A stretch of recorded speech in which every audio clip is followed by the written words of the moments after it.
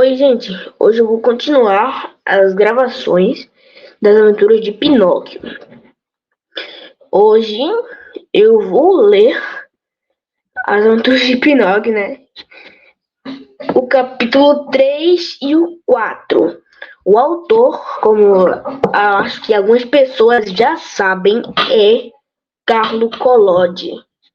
Bom, espero que vocês gostem desta leitura e desta história que é bem divertida.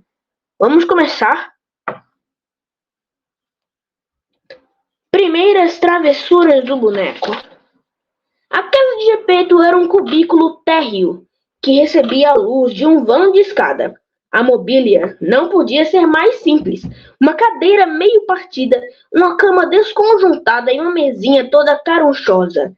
Na parede, ao fundo, via-se uma chaminé com o lume aceso, mas o lume era pintado, e ao pé do lume estava pintada uma panela a ferver alegremente, deixando sair uma nuvem de fumo que parecia fumo a sério. Assim que entrou em casa, Gepeto pegou logo nas ferramentas e pôs-se a cortar e a fazer o seu boneco. Que nome hei de pôr-lhe? Disse para consigo. Já sei, vou chamar-lhe Pinóquio. Este nome há de dar-lhe sorte. Conheço uma família inteira de Pinóquios. O pai era Pinóquio, Pinóquia, a mãe, e Pinóquios, os filhos. Todos viviam bem. O mais rico deles pedia esmola depois de arranjar o nome para o boneco. Começou a trabalhar com calma e fez-lhe logo o cabelo. E a seguir a testa e os olhos. Mal fez os olhos e imaginem o seu espanto quando reparou que estes se mexiam e que olhavam muito fixamente para ele. Gepeto, ver aqueles dois olhos de madeira a fitarem-no, levou a mal e disse com ar ressentido: Olhinhos de pau, por que estou a olhar para mim? Ninguém respondeu. Então, a seguir os olhos, fez o nariz. Mas o nariz, assim que se foi feito, começou a crescer e cresceu até ficar em poucos minutos um narigão que nunca mais acabava. O pobre Gepeto bem se cansava a cortá-lo. Mas quanto mais o cortava para encurtar, mais aquele nariz impertinente ficava comprido. Depois do nariz, fez-lhe a boca. Ainda não estava acabada de fazer, começou logo a boca a rir e a fazer troça dele. A boca, dizendo o pequeno Pinóquio. E continuou a rir. Deixe-te de risos, disse Gepeto furioso. Eu falei errado, mas foi o mesmo que falar com a parede. Deixa-te de risos, repito, gritou com voz ameaçadora. Então a boca parou de rir, mas deitou a língua toda de fora. Gepeto, para não se aborrecer mais, fingiu que não deu por nada e continuou a trabalhar. A seguir a boca fez-lhe o queixo, depois o pescoço, os ombros, as costas e a barriga. Os braços e as mãos, mal tinham acabado as mãos, Gepeto sentiu-lhe que tiravam o chinó da cabeça. Olhou para cima e o que viu? Viu seu chinó amarelado nas mãos do boneco. Pinóquio, dá cá o meu chinó. E Pinóquio, em vez de lhe devolver o chinó, meteu na sua própria cabeça, brincando debaixo dele, meio sufocado. Perante aquele gesto insolente e trocista, Gepeto ficou triste e melancólico como nunca. Tinha estado em toda sua vida e, virando-se para Pinóquio, disse: Filho desnaturado, ainda não estás acabado de fazer? Já começas a faltar ao respeito ao teu pai. Está mal, meu rapaz, muito mal. E limpou a lágrima. Ainda estavam por fazer as pernas e os pés. Quando Gepeto acabou de fazer os pés, sentiu um pontapé na ponta do nariz.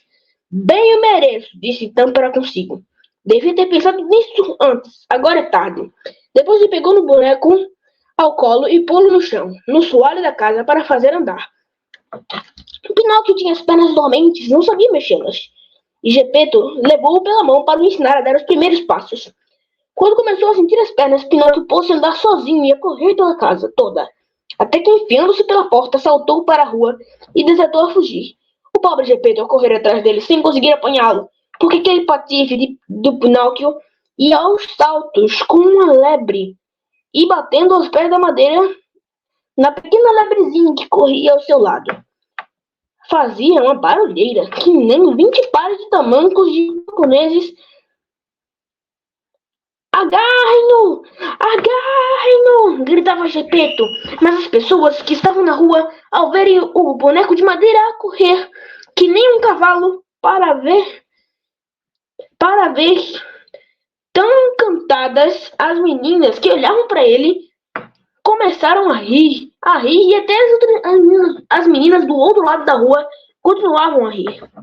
Por fim, infelizmente, apareceu um guarda que ouviu todo aquele clamor e riso, julgando que se tratava de um podro que tivesse fugido ao dono, se pôs corajosamente de pernas abertas no meio da rua, resolvido a detê-lo e impedir maiores desgraças.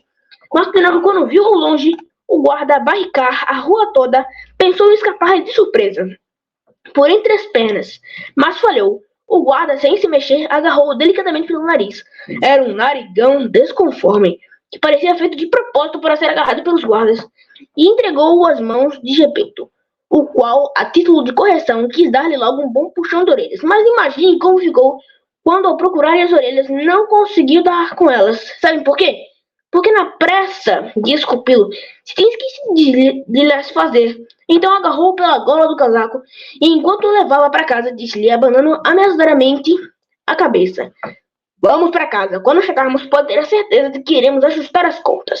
Pinóquio, ao ouvir esta ameaça, atirou-se para o chão e não quis andar mais. Entretanto, os curiosos e os bisbilhoteiros começaram a parar à volta deles e a fazer surriada. Um dizia uma coisa, outro dizia outra. "Pobre boneco", dizia um, "tem razão em não querer ir para casa. Sabe-se lá como lhe bateria aquele desalmado do Gepeto."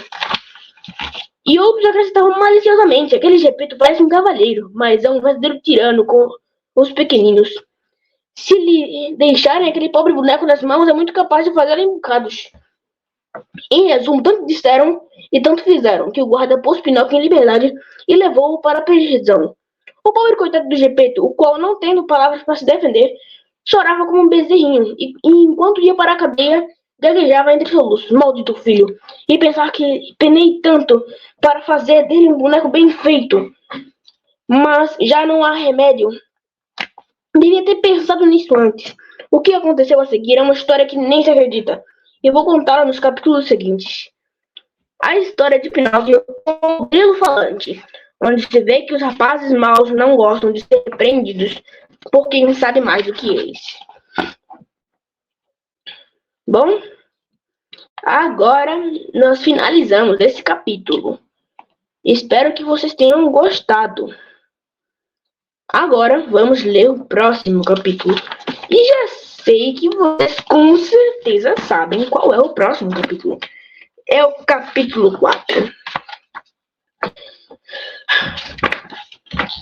Só vos conto, meus rapazes e meninas, que enquanto o pobre Gepeto era levado para a prisão, sem culpa nenhuma, aquele sem vergonha do Pinóquio, tendo ficado livre das garras do guarda, fugia a bom fugir, através dos campos, para chegar mais depressa à casa.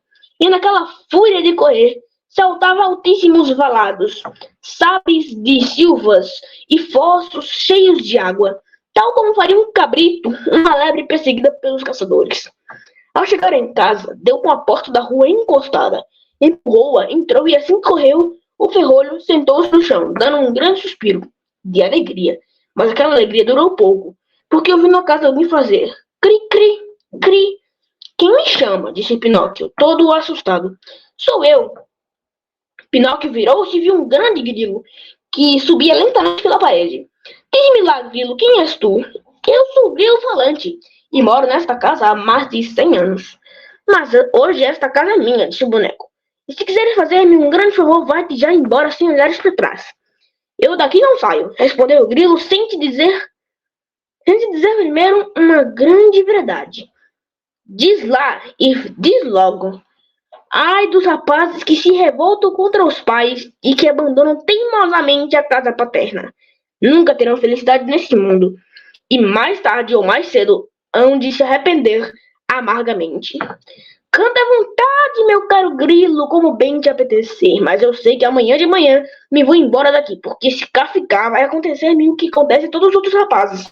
Ou seja, vou mandar-me para a escola, e a bem ou a mal terei de estudar. E eu, para te dizer a verdade, não tenho vontade nenhuma de estudar. E divirto-me muito mais a correr atrás das borboletas e a trepar as árvores para apanhar os ninhos. Grande Palerma, não sabes que, se o fizeres, quando fores grande, serás um grande burro, e todos farão troço de ti? Cala-te, grilo de mau agouro! Gritou Pinóquio. Mas o grilo, que era paciente e filósofo, em vez de levar a mal esta impertinência, prosseguiu com o mesmo tom de voz. Se te não apetece ir à escola, por que não aprende ao menos um ofício de maneira que ganhes honestamente o pão que comes? Queres que te diga? Replicou Pinóquio, que começava a perder a paciência. De todos os ofícios no mundo, só há um que realmente me agrada. E que ofício é esse? O de comer, beber, dormir, divertir-me e fazer de manhã à noite vida de vagabundo. Para tua informação, disse o grilo falante com a calma do costume, todos que têm esse ofício acabam sempre ou no hospital ou na cadeia. Cuidado, grilo de mau agouro. Se me chega a mostarda ao nariz, ai de ti. Pobre Pinóquio, faz-me mesmo pena. Por que te faço pena? Porque és um boneco, e o pior é que tens a cabeça de pau.